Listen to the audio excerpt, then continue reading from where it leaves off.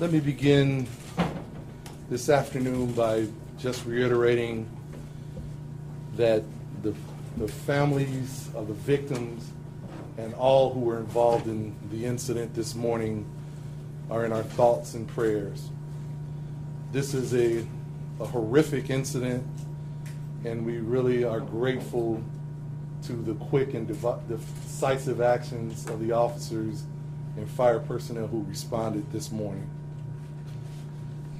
What we know at this point, this morning at approximately 9:11 a.m., the Emergency Communications Center received numerous 911 calls reporting shots fired inside the lobby of the Fifth Third Center located at number 38 Fountain Square. Multiple officers responded to the scene as continuing reports of an active shooter continued to flow in. As the officers approached the lobby area of the Fifth Third Center, they encountered a lone gunman actively firing shots in the first floor lobby of the Fifth Third building. 4 of the responding officers engaged the shooter with their firearms, striking him multiple times, causing him to fall to the ground. As the officers made entry into the building, they handcuffed the suspect and secured the scene. Tragically, 5 victims were shot by the suspect. 4 of those victims were transported to University Hospital, and 1 was determined to be deceased at the scene. 2 of the 4 victims that were transported to the University Hospital Medical Center later succumbed to their injuries. The suspect was also determined to be deceased on scene. He has been identified as Omar Enrique Santa Perez, a male 29 years of age. We're asking at this point anyone who is a witness to these events or is in need of victim services, anyone involved in this, they can contact the Cincinnati Police Department's Victim Assistance and Witness Advocacy Program here at 513-352-6421. Additionally, at this point in the investigation, it is still very much an active investigation. We are still processing evidence from the scene. We've also executed a search warrant at Mr. Perez's residence in North Bend, Ohio, with the assistance of the Hamilton County Sheriff's Department. We are still processing that evidence and looking for any opportunity to gain greater insight as to the motive of this morning's events. We are also confident at this point that the shooter acted alone and there are no additional threats to the public. I want to again reiterate my praise for the responding officers in this active shooting incident. Their bravery and heroic actions stopped this shooter before his rampage continued to do more harm. We are grateful to our fellow first responders that have also aided us in this incident. I want to personally thank Fire Chief Winston and the brave men and women of the Cincinnati Fire Division for their help. Also the many federal agencies that have also offered their assistance in this case. I also want to recognize the employees of the Fifth Third Bank who follow their active duty training and drill protocol, and the University Hospital Medical Center staff who responded to this influx of victims and did everything possible to preserve the loss of life. And I want to thank you all, the media, for relaying this information. Next steps, as usual, we will have a more detailed press conference sometime tomorrow, probably in the early afternoon. What I can tell you, there is video that was captured, the body camera footage of the officers. There's video footage from the Fifth Third Center and around Fountain Square. So our investigators here are in the process of putting that together so that we are able to provide that as timely as possible. I believe the mayor wants to say a few words, and then I'll open it up to whatever questions I can answer at this point. Continues to be a sad day for the city and for the victims and those recovering from injuries. And the fear that has plagued too many cities hit home today. And it's hard for it all to sink in, but it really did happen. We will get through this together. And we'll have to give extra care to those who are suffering loss.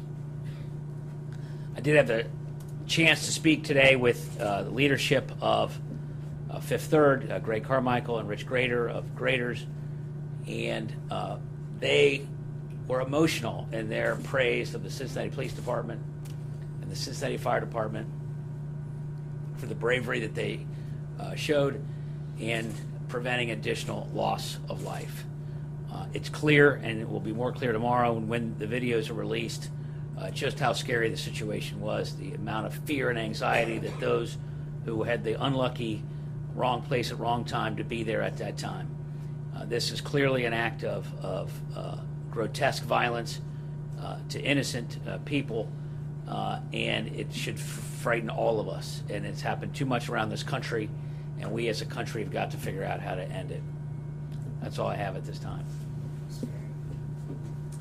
Again, as a city, we just want to extend our heartfelt condolences to the family and the friends of those that lost their lives today in this tragic incident. And again, as everyone's been given tremendous praise to our police department, our fire department, and also our emergency communications center. They did a phenomenal job here today, and without their swift and timely and efficient actions, it would have been a lot worse. So we're truly grateful for the work they did today. Thanks. Chief Craig McHugh from WCPO, is there any indication that Omar had any direct relationship with any of the businesses within the tower, or is this, on at least first appearance, just an independent act and it targeted that facility for some reason? Again, at this point, we haven't been able to make any determination to that. Again, the investigation is only hours old, but we have been able to verify that he is not a current or former employee of the Fifth Third Bank, and we're not aware of any employment of any of the other surrounding businesses. Did he take the bus there? Not certain how he got there. We do know that he did enter several businesses around Fountain Square prior to entering the Fifth Third Center, but not certain how he got to Fountain Square. Can you say if he was in Potbelly and perhaps that's where it started? He did enter Potbelly. He was in there prior to entering the Fifth Third Center.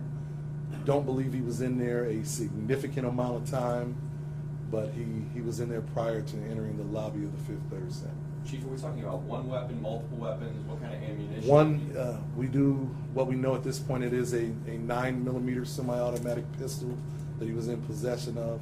He did have multiple magazines and a significant amount of ammunition. I'm not sure of the exact count. I want to say in the neighborhood of maybe 200 rounds. Did he possess the gun legally?